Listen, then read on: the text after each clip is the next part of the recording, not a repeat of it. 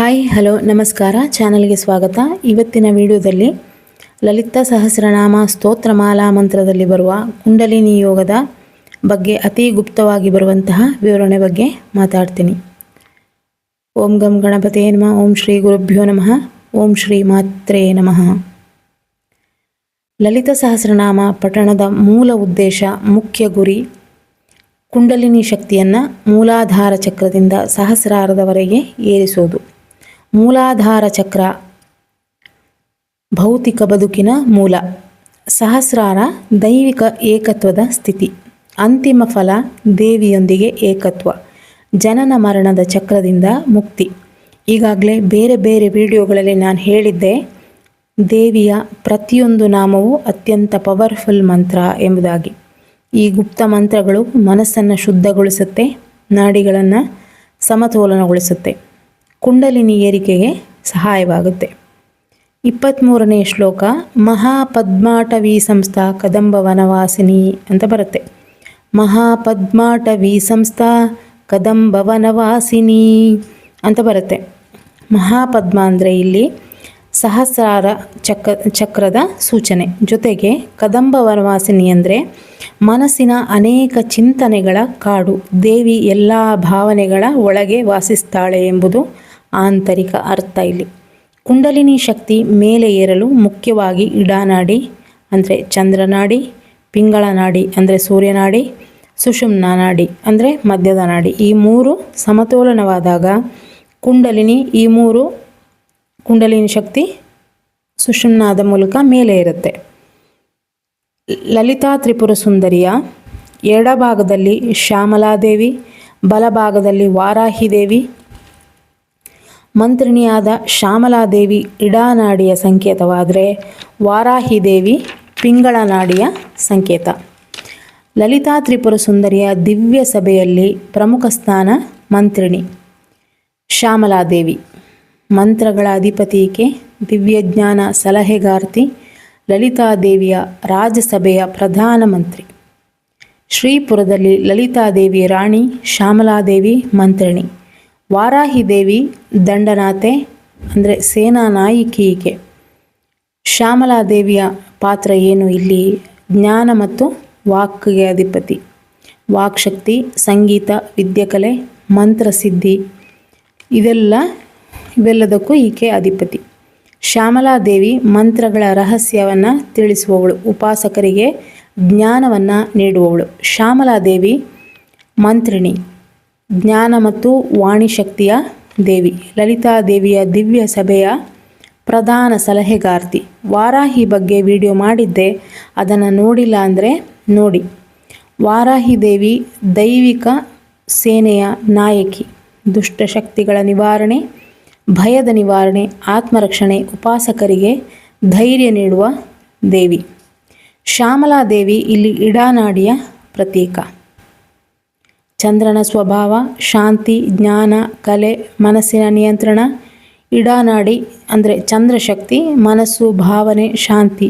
ಆದ್ದರಿಂದ ಶ್ಯಾಮಲಾದೇವಿ ಇಡಾನಾಡಿಯ ದೈವಿಕ ರೂಪ. ವಾರಾಹಿದೇವಿ ಪಿಂಗಳ ನಾಡಿಯ ಸಂಕೇತ. ಸೂರ್ಯನ ಸ್ವಭಾವ ಶಕ್ತಿ, ಕ್ರಿಯಾಶಕ್ತಿ, ರಕ್ಷಣೆ, ಧೈರ್ಯ, ಪರಾಕ್ರಮ.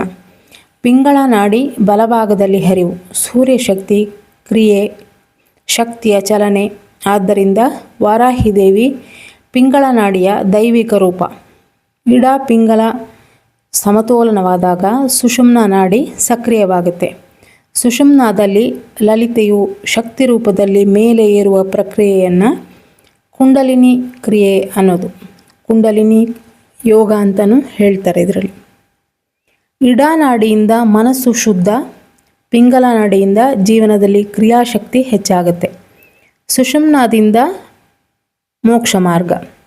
ನಮ್ಮ ದೇಹದಲ್ಲಿರುವ ಕುಂಡಲಿನಿ ಸ್ವರೂಪವೇ ಶಕ್ತಿ, ಮೂಲಾಧಾರೈಕ ನಿಲಯ. ಆ ಮೂಲಾಧಾರ ಚಕ್ರದಲ್ಲಿ ಶಕ್ತಿ ಕಾಳಿ ಸ್ವರೂಪವಾಗಿ ಇರುವ ಆಕೆ ಬ್ರಹ್ಮಗ್ರಂಥಿ ವಿಭೇದಿನಿ ಅಂದರೆ 38ನೇ ಶ್ಲೋಕ ಬರುತ್ತೆ. ಮೂಲಾಧಾರೈಕ ನಿಲಯ ಬ್ರಹ್ಮಗ್ರಂಥಿ ವಿಭೇದಿನಿ ಅಂತ.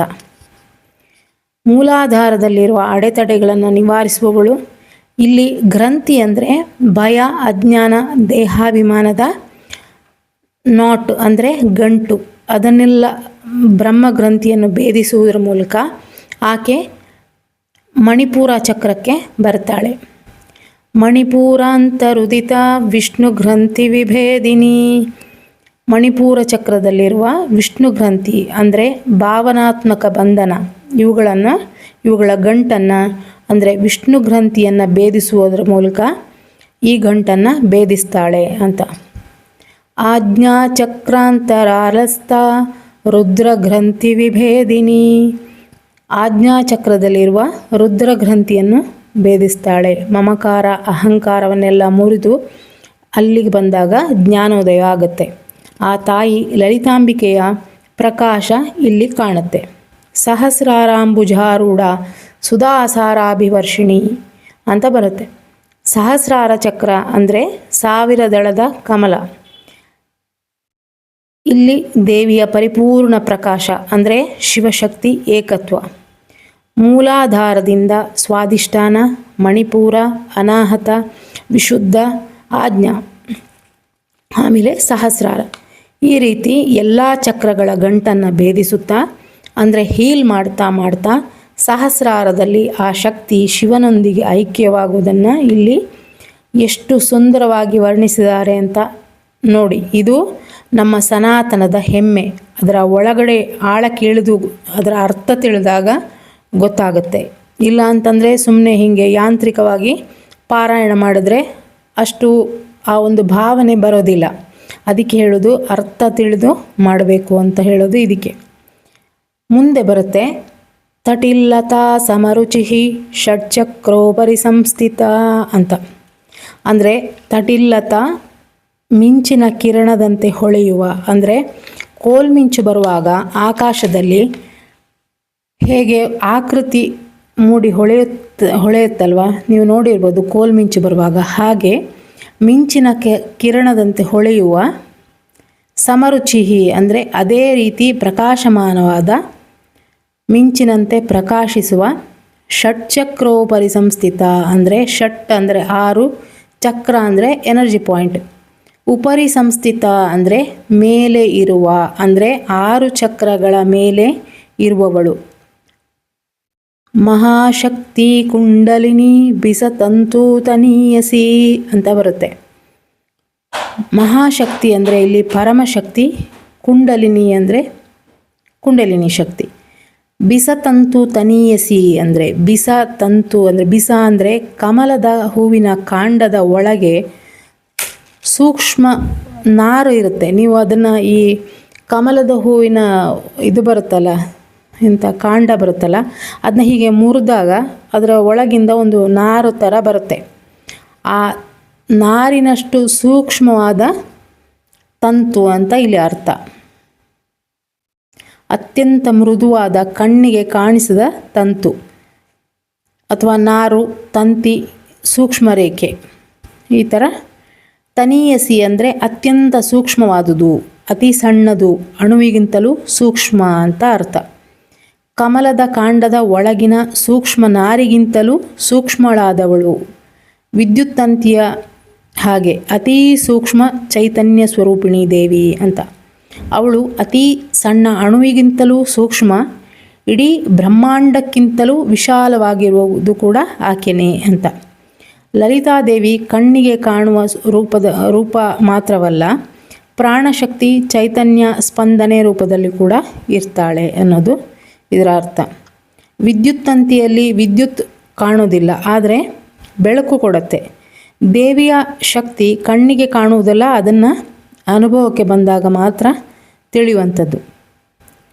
ಮೂಲಾಧಾರ ಬ್ರಹ್ಮಗ್ರಂಥಿ, ಮಣಿಪೂರ ವಿಷ್ಣು ಗ್ರಂಥಿ, ಆಜ್ಞಾಚಕ್ರ ರುದ್ರಗ್ರಂಥಿ, ಇದನ್ನೆಲ್ಲ ಭೇದಿಸಿ ಸಹಸ್ರದಳ ಪದ್ಮ ಅಂದರೆ ಸಹಸ್ರಾರ ಚಕ್ರದಲ್ಲಿ 1000 ದಳದ ಕಮಲ ಅಂದರೆ ಭೌತಿಕವಾಗಿ ಇದೆ ಅಂತ ಅರ್ಥ ಅಲ್ಲ.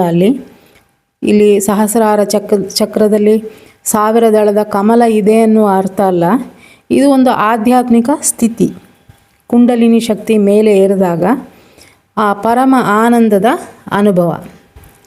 ಆಕೆ ಸಹಸ್ರನಾಮ ಆಕೆಯ ಸಹಸ್ರನಾಮ ಪೂಜೆ, ಧ್ಯಾನ, ಶ್ಲೋಕ, ದೇವಿಯನ್ನು ಪ್ರಾರ್ಥಿಸುವುದು ಭೌತಿಕ ಲಾಭಕ್ಕಾಗಿಯೇ ಅಲ್ಲ, ದೇವಿಯೊಂದಿಗೆ ಏಕತ್ವ ಸಾಧಿಸಿದಾಗ ಅದೆಲ್ಲ ಕೂಡ ತಾನಾಗೆ ಬರುತ್ತೆ. ಆದರೆ ಶ್ರದ್ಧೆಯಿಂದ, ಆ ಶರಣಾಗತಿಯಿಂದ ಪಾರಾಯಣ ಮಾಡಬೇಕು ಅಷ್ಟೆ.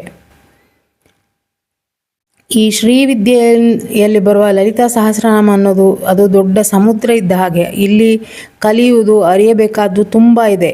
ಆದರೆ ಸರಳವಾಗಿ ಹೇಳೋದಾದರೆ ಇದರಲ್ಲಿ ಮನುಷ್ಯನ ಎಲ್ಲ ಸಮಸ್ಯೆಗೆ ಪರಿಹಾರ ಇದ್ದೇ ಇದೆ. ಆದರೆ ನಾವು ಮಾಡಬೇಕು ಅಷ್ಟೇ.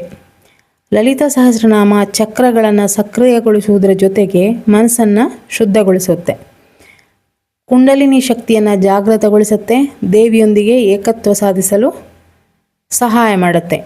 ದೇವಿ ದಯೆಯ ಸಾಗರ, ಅಂದರೆ ದೇವಿ ಎಲ್ಲ ಕಲೆಯ ಮೂಲ, ದೇವಿ ದಿವ್ಯವಾಣಿ ಸ್ವರೂಪ, ಕರುಣಾ ರಸಸಾಗರ ಆಕೆ. ಇನ್ನೇನು ಬೇಕು ಹೇಳಿ ಅಲ್ವಾ?